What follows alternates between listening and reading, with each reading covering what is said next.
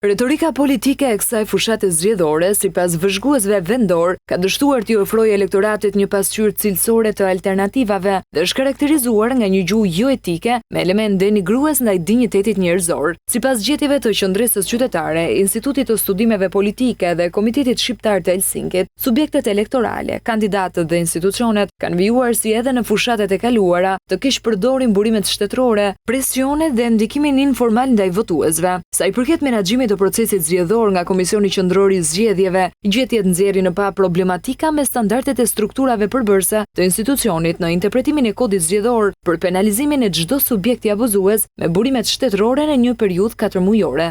Administrimi zgjedhor kërkon përpos KQZ-s edhe kontributin konstruktiv të strukturave shtetërore dhe organeve ligjzbatuese, subjekteve politike dhe kandidatëve. Në fazën aktuale në nxisim të gjithë këta aktorë të përmbushin premtimet e dhëna lidhur me integritetin e zgjedhjeve dhe të shmangin çdo praktik që me veprim ose mos veprim mund t'i cënojë ato. Për gjuhën e përdorur në fushat, ka pasur reagime edhe nga ana e shoqatave të personave me aftësi ndryshe që pretendojnë se kryeministri ka fyer mbi 13.000 qytetar.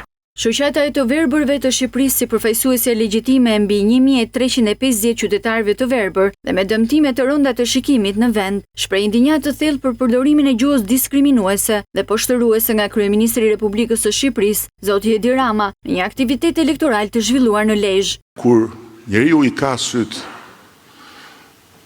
syt top, edhe kur nuk do me pa, është më i verbër se sa dikush që nuk i ka syt nga natyra ose nga Zoti, sepse ai përpiqet me pa dhe shef shumë më tepër nga njëherë dhe se sa ne që i kemi syt në vend. Kurse kush i ka syt s'do me pa, ai është qorr absolut, mos u merr me të.